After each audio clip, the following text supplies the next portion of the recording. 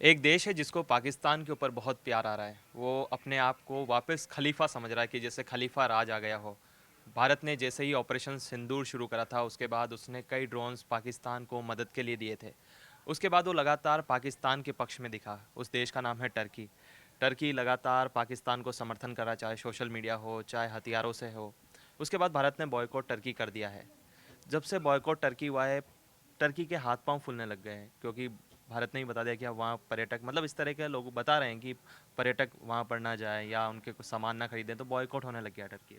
देखिए, टर्की के बारे में लोग ये नहीं समझ पा रहे हैं कि टर्की का भारत के साथ क्या कोई दुश्मनी है, पाकिस्तान के साथ क्यों खड़ा हुआ है। तो यहाँ पर देखिए, मेजर जो फैक्टर ये है कि तुर्की के जो रिलेशंस हैं वो पाकिस्तान को अपना भाई बताता है, इंडिया को अपना दोस्त बताता है। भाई और दोस्त में अंतर होता है, आप साफ यहाँ पर समझ सकते हैं। टर्की की स्टोरी अगर आप देखें, 2022 2023 में जो भूकंप आया था फरवरी में टर्की में, 2022। 23 में, वहाँ पर भारत ने काफ़ी मदद की थी। एक ऑपरेशन दोस्त चलाया था, अपनी फ्लाइट्स वहाँ पर भेजी थी, मदद के सामान वहाँ पर मुहैया कराए थे। उसके बाद टर्की ने इंडिया को थैंक यू कहा था। वो बात आती है दोस्त, ऑपरेशन दोस्त जो नाम दिया गया था, यानी भारत उनका दोस्त है जबकि पाकिस्तान उनका भाई है। वो कहते हैं कि भाई पाकिस्तान वो कंट्री है जो हमारी भाई है, हम भाई की तरह उनके साथ खड़े हैं। जिस तरीके से ऑपरेशन सिंदूर जब भारत ने किया तो वहाँ पर वो खड़े हुए नजर आए। ड्रोन्स, जैसा आपने जिक्र किया कि उनके ड्रोन्स वहाँ पर थे, सवाल यहाँ पर ये उठा, क्या टर्की को चिंता नहीं है भाई अपनी भारत से जो रिलेशंस खराब कर रहे हैं। भारत ने अब वहाँ पर वापसी में क्या किया है काउंटर, कि भाई हम बॉयकॉट टर्की एक मुहिम चला रहे हैं। टर्किश एप्पल जो होता है, जिसका 1000 से 1200 करोड़ का कारोबार है, उनको बॉयकॉट करने की बात कही जा रही है। बहुत बड़ा एक तरीके से जो टूरिज्म सेक्टर है टर्की में, टूरिज्म को यहाँ बॉयकॉट करने की बात कही जा रही है। आपने देखा होगा, एक वेबसाइट है ईज माई ट्रिप, उसने तो यहाँ तक कह दिया कि नेशन फर्स्ट बिजनेस आफ्टर। तो उन्होंने साफ कह दिया कि पाकिस्तान को समर्थन करने वाले जितने देश हैं, उनके यहाँ पर जो यात्रा करने के हम ट्रैवल पैकेजेस देते हैं वो रद्द हैं। यानी हम आपको ट्रैवल के द्वारा हम मारेंगे आपको, प्लस आपका जो सबसे बड़ा कारोबार है एप्पल का, उसके थ्रू आपको मारेंगे। तीसरा जो मेजर फैक्टर है वो है फर्नीचर्स और होम केयर आइटम्स। उन होम केयर्स और फर्नीचर आइटम्स की भी बॉयकॉट करने की बात कही जा रही है। कई सारा जो व्यापारी संगठन है उनको आप देखेंगे तो टर्की को लेकर साफ करें कि टर्की के जितने भी प्रोडक्ट्स आते हैं, जितना भी हमारा एक्सपोर्ट इम्पोर्ट है, टर्की को उस तरीके से हम बैन कर सकते हैं, उन्हें पूरी तरीके से बॉयकॉट कर सकते हैं, क्योंकि वो हमारे दुश्मन मुल्क पाकिस्तान के साथ खड़े हैं। उत्कर्ष, ऑपरेशन दोस्त चलाया था भारत ने, है ना? लेकिन आपको नहीं लगता कि उसने पीठ में खंजर भोंका है हमारे, मतलब हमने उसकी मदद करी थी जब वो मुसीबत में था। पाकिस्तान तो कहीं दिखा ही नहीं था। भारत सबसे पहले आया, उन्होंने मदद करी, उन्होंने वहाँ पर रसद सामग्री पहुँचाई। उसके बाद उन्होंने ये अंजाम दिया हमको कि वो पाकिस्तान को ड्रोन भेज रहा है। बिजनेस मैटर करता है हर्षित। बिजनेस, यहाँ पर सारा खेल बिजनेस का है। क्यों खड़ा है टर्की पाकिस्तान के साथ, ये मुद्दा बहुत से लोग सोचते हैं कि भाई मुस्लिम कंट्री इस वजह से खड़ा है। कई लोग कहते हैं कि भाई पाकिस्तान के साथ अच्छे संबंध है इसलिए खड़ा है। भारत अमेरिका के अच्छे संबंध है टर्की के, अमेरिका के साथ नहीं है इसलिए नहीं खड़ा है। मेजर जो फैक्टर बताता हूँ क्यों खड़ा है साथ में, वो है पैसा। बहुत बड़ा मार्केट है पाकिस्तान जो कि टर्की के हथियार खरीदता है, भारत नहीं खरीदता है। पाकिस्तान वो मार्केट है जो उन्हें बहुत सारा पैसा देता है उनके हथियार खरीद के। जब पैसा मिल रहा होगा आपको, क्यों अपने रिलेशन आप खराब करोगे। और जैसे मैंने कहा, पाकिस्तान भाई है, इंडिया दोस्त है। भाई और दोस्त के बीच में जो अंतर होता है वो आप ज़रूर अच्छे से जानते हैं। तो ये एक बहुत बड़ा मेजर फैक्टर है कि टर्की उनके साथ खड़ा है, हिंदुस्तान के साथ अपने संबंध बिगाड़ने को भी रेडी है कि कोई दिक्कत नहीं, हम अपने संबंध बिगाड़ लेंगे। आप तो अमेरिका से क्लोज हो, अमेरिका हमारा दुश्मन है, दुश्मन का दुश्मन हमारा दुश्मन। एक ये सवाल था कि जो मुस्तफ़ा पाशा थे, जिसको कह सकते हैं कि आधुनिक टर्की के जो पिता कह सकते हैं, जनक कह सकते हैं, जिसके बाद टर्की ने बिल्कुल रिफॉर्म्स लाए थे। वहाँ पर हिजाब पर बैन लगाया था। वहाँ पर कहा कि उन्होंने स्विट्ज़रलैंड का जो कानून था वो लागू किया था। एक तरह से उन्होंने जो मुस्लिम अदालतें थी वो बंद करी थी। उसके बाद लगभग 1994 में एर्दोगन आते हैं और वो वहाँ पर बनते हैं मेयर। उसके बाद वो इस्लामिक, वो कहते हैं कि हम इस्लामिक एजेंडे से चलेंगे या फिर जो हम शरिया कानून से चलेंगे। उसके बाद वो आंदोलन करते हैं, इस्लामिक क्रांति करते हैं। फिर 2003 के अंदर वो वहाँ पर प्रधानमंत्री बनते हैं और 2013 के बाद वो राष्ट्रपति बनते हैं। उसके बाद उन्होंने पूरे टर्की को ही चेंज कर दिया। तो कहते हैं कि हमने नया जो खलीफा युग लाएंगे हम। तो इस तरह की मानसिकता एर्दोगन की क्या समझ में आ रही है आपको? देखिए, इंडिया के साथ तो नहीं चल सकती ना ये मेंटेलिटी। इंडिया, हम सब ने देखा है कि इंडिया कभी अटैकिंग कंट्री नहीं रहा है, इंडिया कभी एग्रेसिवली आपको अप्रोच नहीं करता। इंडिया आपके साथ खड़ा है, आपको ज़रूरत है तब वहाँ पर इंडिया खड़ा है। जो हो सकता है, जो बनता है, वो इंडिया करने की कोशिश करता है। सिर्फ इस गवर्नमेंट में नहीं, शुरू से देखा गया है इंडिया का अप्रोच यही रहता है। और जो अपने टर्की के अप्रोच की बात की, उनका अप्रोच पाकिस्तान को सूट करता है। जिस एग्रेशन के साथ वो चल रहे हैं और जैसे पाकिस्तान चलता है, जहाँ सरकार ही नहीं है, आर्मी है, सरकार है, आपस में क्लैशेस चल रहे हैं, गाड़ी वहाँ पर अच्छी चलती है उनकी। प्लस हिंद महासागर भी एक फैक्टर है, टर्की उसके ऊपर भी अपनी नज़र बना रहा है, पाकिस्तान वहाँ भी मदद कर सकता है। तो जब 3-4 फैक्टर हैं, कंट्री आपकी मदद कर रही है, आपको पैसा भी दे रही है, खड़े हो गए आप उसके साथ, क्यों नहीं खड़े हो गए। भारत से क्या मिल रहा है उनको, व्यापार ही मिल रहा है ना, व्यापार नहीं करेंगे वो। एक वो मुसलमानों का सबसे सच्चा हितैषी देश कौन है, उसके अंदर एक बहुत बड़ा कह सकते हैं जंग चल रही है। उसके अंदर टर्की है, ईरान है और सऊदी अरेबिया है। आप जानते हैं कि ईरान शिया मुल्क है, सऊदी अरेबिया सुन्नी मुल्क है। एक टर्की भी अब जो एर्दोगान वो कह रहा है कि अब मैं भी मतलब जो मुस्लिम ममालिक है उनके साथ अगर कुछ होता है तो मैं खड़ा हूँगा, तो एक नया खलीफा पैदा हो रहा है दुनिया देखिए, के अंदर। नहीं, हम तो ये भी जानते हैं कि यूएई हमारे साथ है। हमारे संबंध यूएई से काफ़ी अच्छे हैं, जो आप मुस्लिम मुल्क की बात कर रहे हैं। टर्की भी ये बात जानता है कि ऐसा नहीं है कि भारत के पास कोई मुस्लिम मुल्क नहीं खड़ा है।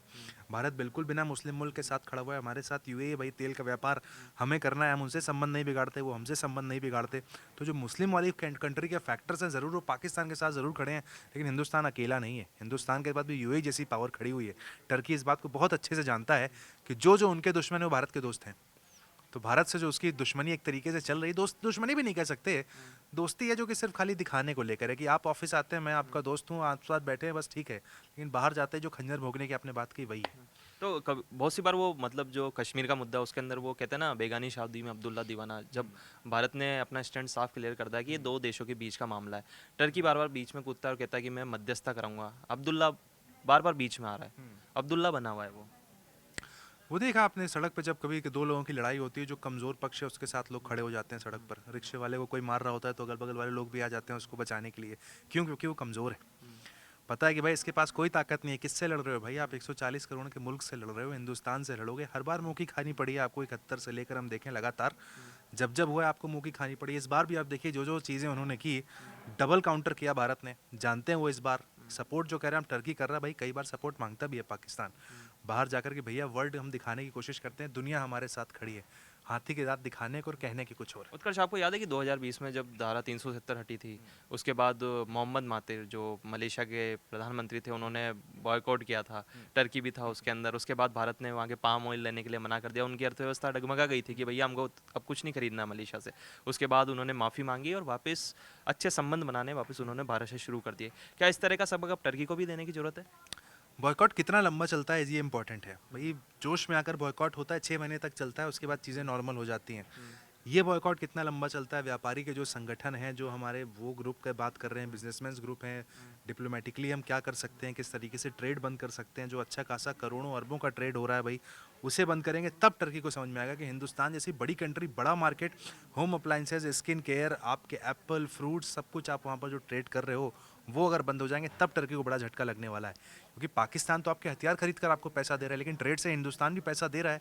पैसा आता हो किसको अच्छा नहीं लगता है। वो अगर बॉयकॉट होगा ज़रूर टर्की को समझ और आएगा। जैसे उनके जो चैनल है टीआरटी वर्ल्ड हो, चाहे वो एयरपोर्ट पर जो उनके टेंडर्स वो सब निरस्त कर दिए गए। उसके बाद उन्होंने सुनने में आया कि उन्होंने दिल्ली हाई कोर्ट में याचिका भी दायर करी है टर्किश कंपनी ने कि हमें यहाँ से निकाला ना जाए। तो इस तरह की जो कार्रवाई है वो भारत सरकार लगातार कर रही है टर्की के ऊपर, कि एक तरह से टर्की को बॉयकॉट ही करा जाए, जिसने जो कहते हैं ना जो नापाक हरकतें पाक के साथ करी है उन्होंने। तो उसको देखकर तो ये लगता है कि भारत काफ़ी खफा है टर्की से। देखिए, हमला पाकिस्तान ने अगर किया तो साथ टर्की खड़ा था, तो टर्की ने भी किया। ये बात भी कही जाएगी ना कि हमला अगर वो कर रहा है, आपके ड्रोन मिल रहे हैं, आप पूरा सपोर्ट करोगे, करो हमला आप। तो बदला तो वहाँ पर ज़रूर लिया जाएगा भाई। हिंदुस्तान भी जानता है कि भाई दुश्मन को पनपने देना ठीक नहीं है। टर्की अगर पाकिस्तान के साथ आज खड़ा है, बड़ी मजबूती से अगली बार जब प्लानिंग होगी, दोनों साथ में बैठकर प्लान बनाकर अटैक कर देंगे। तैयारी पूरी है भारत की। बॉयकॉट टर्की यहाँ पर ट्रेंड चलने वाला है। आप सोशल मीडिया पर हैशटैग भी देख रहे हैं, ट्रेंड चल रहा है बॉयकॉट टर्की। उनके प्रोडक्ट्स, उनके सामान को बॉयकॉट करके हिंदुस्तान जवाब देगा। आने वाले टाइम में आप इस जियो पॉलिटिक्स को कैसे देखते हैं? एक तरफ टर्की है, एक तरफ पाकिस्तान है, इधर भारत खड़ा हुआ है। और आप देखते होंगे कि जिस तरह से डोनाल्ड ट्रंप ने भी पहले कहा था कि हमने मध्यस्थता कराई है, उसके बाद अपने बयान से पलट गए। तो इस तरह की जो जियो पॉलिटिक्स चल रही है कि गेम पॉलिटिक्स की, इस तरफ इतने लोग हैं, तो आने वाले समय में क्या लगता है आपको कि क्या पाकिस्तान और टर्की दुनिया से अलग थलग पड़ जाएंगे? नहीं, हिंदुस्तान के साथ अगर आप देखें, पहले तो आपको अमेरिका खड़ा हुआ नज़र आता है साफ तौर पर। टर्की के साथ संबंध अच्छे नहीं है, अमेरिका के हर कोई जानता है। यूएई भारत के साथ खड़ा हुआ नज़र आता है, उनके साथ संबंध अच्छे नहीं है। तो जो जो भारत के साथ खड़ा है उनके साथ उनके संबंध अच्छे नहीं है, क्यों ना वो पाकिस्तान का साथ दे रहे हैं पाकिस्तान का साथ कि भाई चलो भाई हम दोनों भाई मिलकर तबाही करते हैं। तो यहाँ पर गाड़ी चल रही है। लेकिन टर्की भाई पाकिस्तान का आज साथ दे रहा है, जिस दिन पाकिस्तान हथियार लेने से मना कर देगा उनसे भी दुश्मनी हो जाएगी। तो आप कहना चाहते हैं कि सारी लड़ाई हथियारों की, सारी लड़ाई फ़ायदे की है? फायदे की है बिल्कुल। आने वाले समय में क्या लगता है कि अगर भारत और टर्की में अच्छे संबंध होते हैं तो क्या टर्की पाकिस्तान को भी इस तरह से जवाब दे सकता है, बॉयकॉट कर सकता है? अभी फिलहाल तो नहीं, अभी फिलहाल ऐसे कोई आसार नज़र नहीं आ रहे हैं। लेकिन हाँ, टर्की जिस तरह का देश है भाई, पाकिस्तान के साथ फ़ायदा दिख रहा है, साथ में खड़ा है, जिस दिन नहीं दिखेगा अलग हो जाएगा। नहीं, जिस तरह से अगर भारत अगर कान मरोड़े अगर टर्की के, कि उनको सबक सिखाए कि भैया अपने औकात में रहो, अपने काबू में रहो, ज़्यादा उछलने की ज़रूरत नहीं है, नया भारत है, ये मुंह तोड़ जवाब देगा। उनके ड्रोन को जिस तरह से नेस्तनाबूद किया था अपने बॉर्डर के ऊपर, आपने देखा है, दुनिया ने देखा है कि कोई मतलब भारत की सीमा के अंदर आ ही नहीं पाया और पहले ही उड़ गए थे। तो भारत ने बता दिया कि हमारे पास सैन्य ताकत भी है, हमारे पास वित्त की ताकत भी है और हमारे पास हर तरह की अप्रोच है। हम जो हमारे खिलाफ, हमारे देश के खिलाफ जो भी आएगा उसको माकूल जवाब दिया जाएगा। बिल्कुल, और टर्की वेल अवेयर है इस चीज़ से। टर्की इसीलिए देखिए, जो अपनी आप कहते हैं घेराबंदी जो हो रही है वो पाकिस्तान को लेकर साथ में की जा रही है। टर्की वेल अवेयर है। बॉयकॉट का ट्रेंड का कितना असर होगा ये वाले आने वाले फ्यूचर के 3 से 4 महीने में ज़रूर हमें दिखेगा। एक मैं आखिरी कमेंट आपसे लेना चाहता हूँ, जो ऑपरेशन सिंदूर हुआ था उसके बाद जो लगातार आपने देखा होगा जिस तरह से वीडियो सामने आए पाकिस्तान के प्रोपोगेंडा के, उसके बाद शहबाज शरीफ ने भी कह दिया कि हाँ, भारत ने हमारे ऊपर काफ़ी तगड़ा हमला किया था। तो उसका किस तरह से देखते हैं आप? ये उनकी बातें को इतना सीरियसली क्यों ले रहे हैं आप? उनके मुल्क के लोग नहीं लेते हैं, उनकी आर्मी नहीं लेती है, उनके वहाँ पर आवाम उनकी नहीं लेती है, उनके मुल्क की बातें। ठीक है साहब, अब नहीं, वहाँ वो के जो वज़ीर आज़म वो जो हैं। गलत प्रोपोगेंडा हाँ, फैलाते हैं उसको हमको शुरू तो से। बताना पड़ेगा ना नहीं, कि शुरू शुरू से रहा है वो तो। हमको देखिए, हमारे देश में भी उन्हें कोई सीरियसली नहीं ले रहा, उनके देश में भी नहीं ले रहा। कहने दीजिए साहब, बीन दे दिए, बजाते रहेंगे। देखिए, जिस तरह से भारत के अंदर टर्की का बॉयकॉट शुरू हो चुका है और आपने देखा होगा जिस तरह से ऑपरेशन सिंदूर के अंदर टर्की ने जो ड्रोन पाकिस्तान को दिए थे और वो सारे ड्रोन किस तरह से तबाह हो गए थे, तो टर्की भी अब ऑपरेशन सिंदूर चला था, इस तरह से एक और ऑपरेशन चला है भारत के अंदर, ऑपरेशन बॉयकॉट टर्की। तो इसका सभी भारतीयों को साथ देना चाहिए और टर्की को दुनिया के सामने उसको बता देना चाहिए कि हम कितने ताकतवर हैं, आपकी जो चालें हैं वो भारत में, हिंदुस्तान में नहीं चलने वाली है।